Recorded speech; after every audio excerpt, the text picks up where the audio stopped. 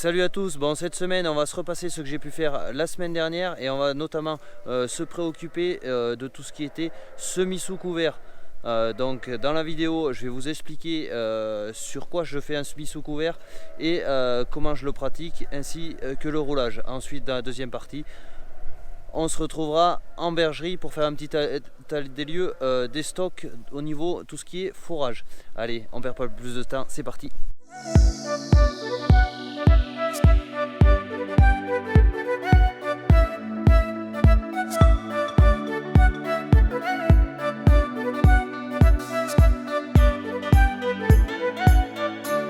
Allez, on est le lendemain du coup, ce matin j'ai récupéré mes graines de semences fourragères. Donc je vais faire la même opération qu'hier. En vider, faire mon réglage. Vu que c'est pas du tout le même mélange, ça c'est des mélanges tout prêt à l'emploi. Donc pour ceux qui me posent des commentaires, c'est du LD fauche pâture avec de la fétuque, du dactyle, plusieurs types de raie gras, trèfle violet, trèfle blanc, un peu de lotier. C'est un mélange qui est prévu pour durer au moins 4-5 ans. Donc je vais m'occuper de régler tout ça et ensuite on partira semer ça là-haut derrière. Donc allez.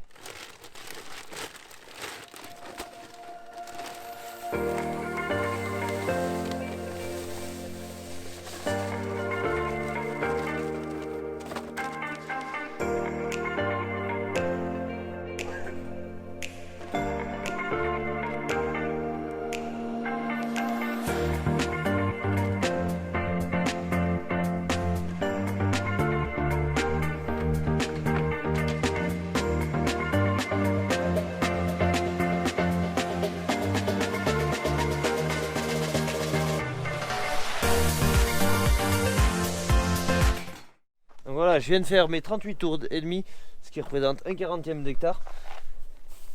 Donc ça en fait pas lourd, on travaille avec des très petites graines, d'où la complexité chaque fois de ces semis.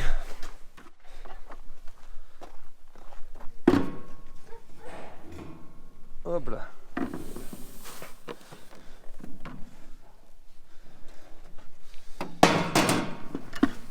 Voilà, ça, je vais mettre ça dans mon seau. Et on va commencer l'abzé.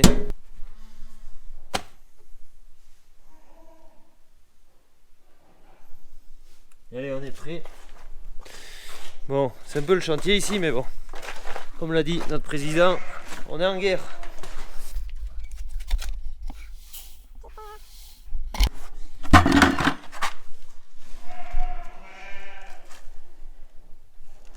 « 373 grammes. Allez, je fais ma multiplication. 373 fois 2 fois 40. Et c'est un 0. Ça fait 29 kg. Ça fait à peine 30 kg. Donc je vais ouvrir davantage pour être mieux sûr. Je vais tabler aux alentours de 30-35 kg hectare pour avoir les meilleures chances et maximiser la réussite de cette dernière.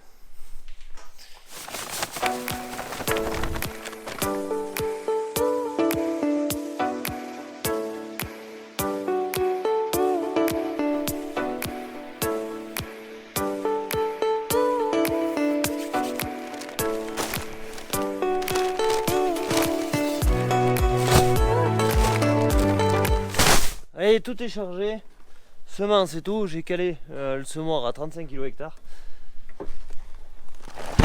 Et puis voilà, je vais y mettre la masse devant pour être sûr que le tracteur tire bien droit dans les pentes.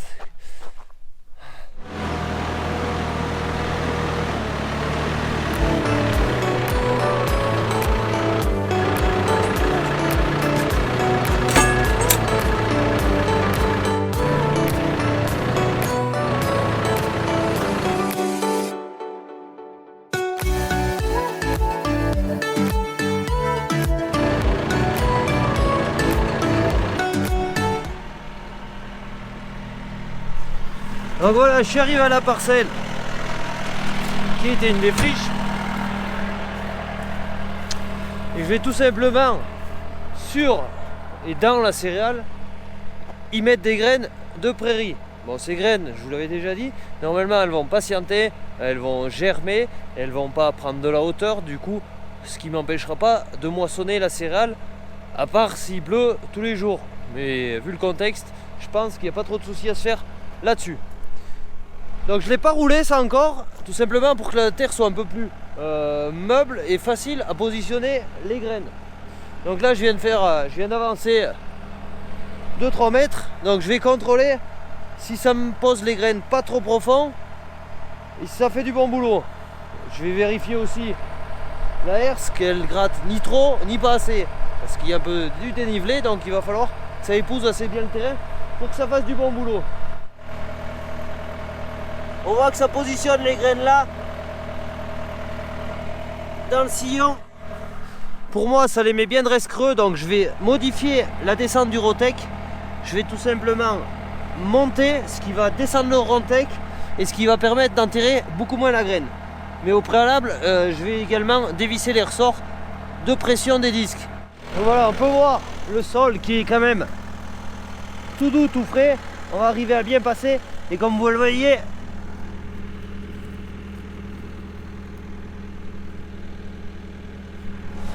le passage du rouleau urge un peu parce qu'il y a des pieds de chaussée dans cette parcelle pour tout ce qui est céréales. Donc voilà un peu le rendu que ça peut faire. Une fois le passage semé,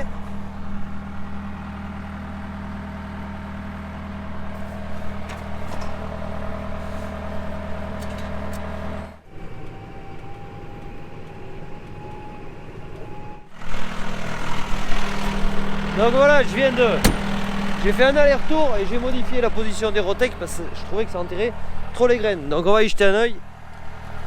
Tac. Donc le but du jeu, c'est pas les enterrer à plus d'1 cm. Mais là, le but du jeu aussi, ça va être de les retrouver maintenant. Donc là, si on vise derrière le disque, on arrive là et on voit qu'elles sont juste positionnées à ce niveau. Donc un coup de rouleau et normalement on est bon, mais bon. Ça sous le semoir ça ira moins bien. On va continuer de semer, c'est parti.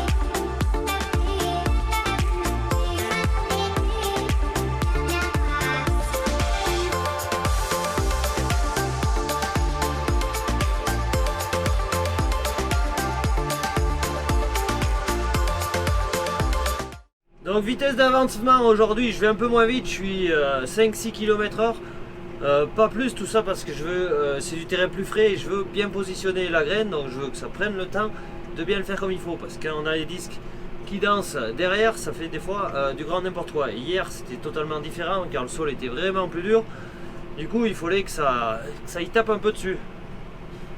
Donc voilà, comme vous voyez derrière moi, ça poussière.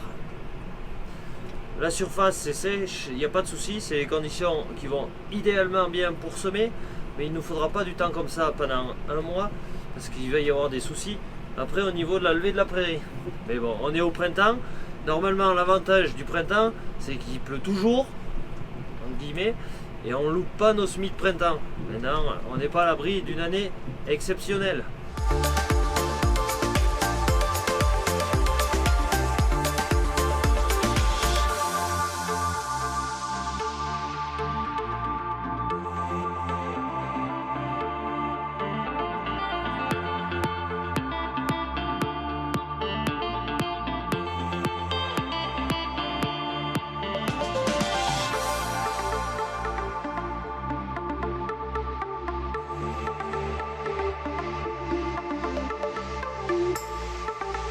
Voilà, ça se passe plutôt pas trop mal. Bon, ça avance pas très vite parce que c'est pas très plat, il y a eu du ravinement. Donc bon, j'espère qu'avec le rouleau je vais arriver à engommer pas mal. Après il va en rester, c'est clair. Donc voilà, il me reste la partie qui penche le plus. Le gros avantage de faire du semis sous couvert d'une céréale, c'est tout simplement, et d'une pour cette parcelle vu qu'elle penche, ça évitera de retravailler, de refaire un labour ou autre du sol. Du coup ça empêchera tout ce qui est phénomène de ravinement. Ensuite c'est gagner aussi mine de rien du temps, même si la récolte sera peut-être moins bonne que sur les autres parcelles, c'est pas grave parce que la culture sera en place et pourra se développer après au moindre pluie. Chose qui n'est pas le cas. Il faut savoir que l'implantation d'une prairie est très longue, donc là elle aura eu plusieurs mois pour germer, commencer de pousser, et du coup après elle sera en place. Et si ça se passe bien, pourquoi pas une petite pâture à l'automne, c'est fort possible.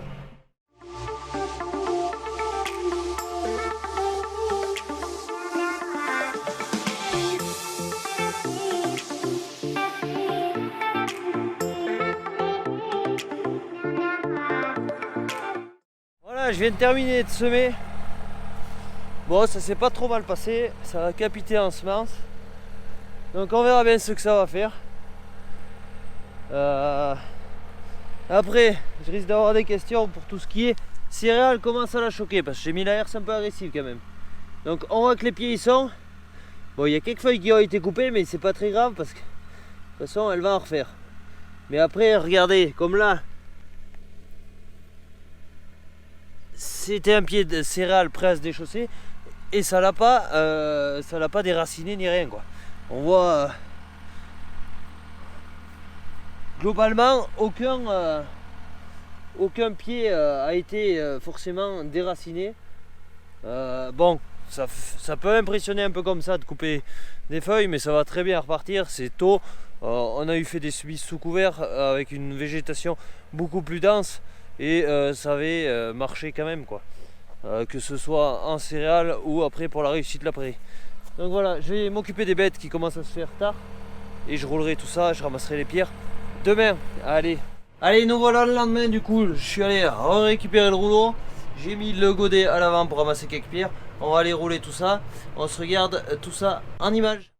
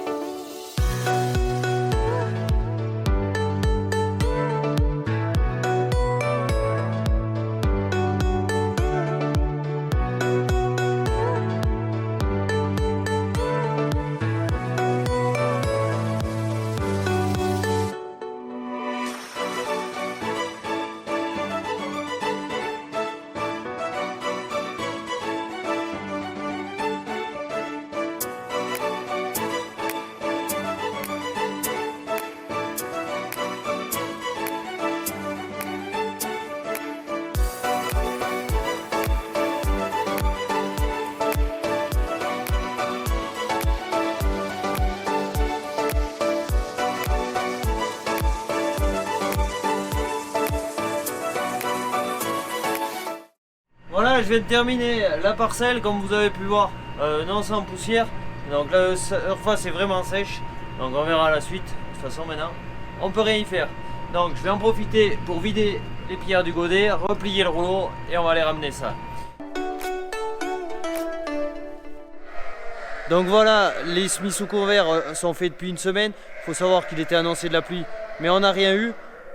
Donc vraiment un climat qui est compliqué avec une météo très capricieuse. On a des fortes gelées, il fait très frais en journée, donc tout ce qui ferait germination ou pousse de l'herbe.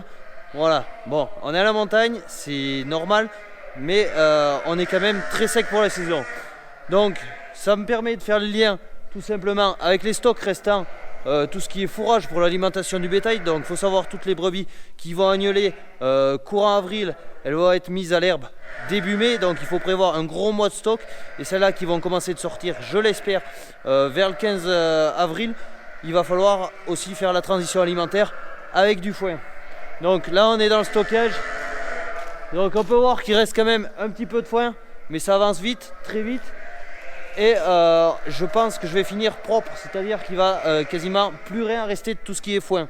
Après, rappelez-vous, j'ai eu des questions en commentaire de ma conversion pour le bio. Donc je vous le fais simple, aujourd'hui si je mets pas d'engrais, mon stock fourragé, hop, on le finit, tout, il reste plus rien. L'an dernier, j'ai remis de l'azote après les ensilages, ce qui m'a permis d'avoir du stock de deuxième coupe, et ce stock va me permettre de faire la jointure entre les 2 années et la récolte. Donc très important d'avoir un peu de stock, car tout ce qui est intrant aujourd'hui coûte quand même assez cher. Après, tout ce qui est nouveau paille également, ça a pris une belle gifle. Donc voilà, j'espère qu'il y en aura pour faire la soudure jusqu'à la récolte, mais quoi qu'il en soit, je devrais acheter cette année de la paille. J'avais réussi à faire l'impasse pendant 1 ou 2 ans, mais là cette année, hop, les stocks seront réglés, c'est fini. Allez, maintenant on va faire un petit tour, voir le tas d'ensilage. Allez, on est arrivé au silo, donc comme vous pouvez le voir, il n'est pas fini. Hop, le silo commençait au début des pneus là-bas en bas, donc grosso modo il s'en est bouffé les 3/4. Il en reste encore pour faire, mais de l'ensilage il va s'en donner jusqu'à fin avril. Donc à fin avril, il devrait encore m'en rester un petit peu. Et ce qui va rester ne sera pas jeté. Il servira au mois d'août. Et je l'espère pas avant. Mais bon, ça dépendra du temps qu'il va nous faire. Aujourd'hui, bon là on est sur une très vieille prairie. Je m'attends pas gros rendement là-dessus. Aujourd'hui, regardez.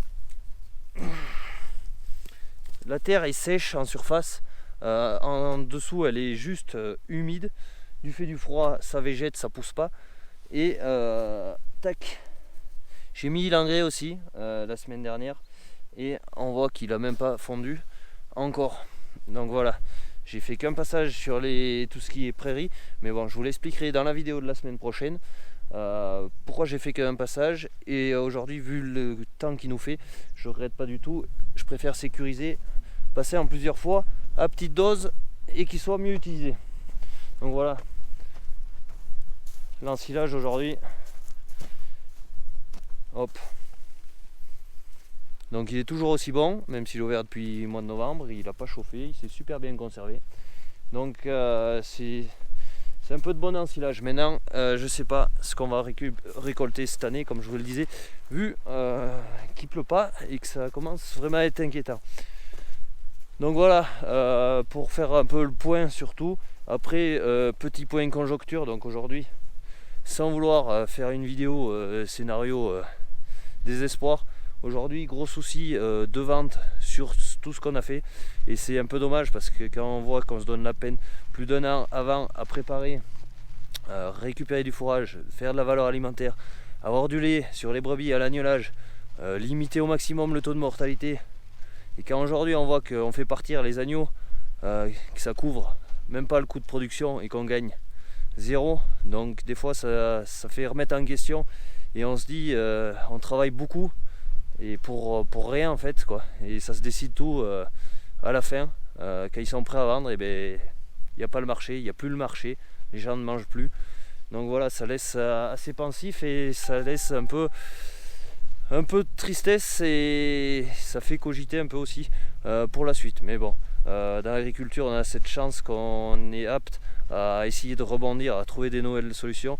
Je l'espère, j'espère que ça va se tasser et qu'on va partir sur de meilleures conditions, mais quoi qu'il en soit, les prix de vente vont être catastrophiques. Sans trop m'avancer, jusqu'à juin je me mouille pas, voire beaucoup plus loin, pour ne pas dire l'automne. Donc voilà, on a une année très compliquée à passer, on va y arriver, on va faire tout ce qu'il faut, et puis voilà. Bon, je vais rester là pour cette vidéo. Donc la semaine prochaine, pas mal de nouveautés en vidéo aussi, ce que j'ai pu vous filmer dans la semaine, mais aussi un peu la semaine précédente. Donc voilà, en attendant, n'hésitez pas, toujours pareil, à vous abonner, à commenter mes vidéos, et moi je vous dis à la semaine prochaine. Ciao, bye bye.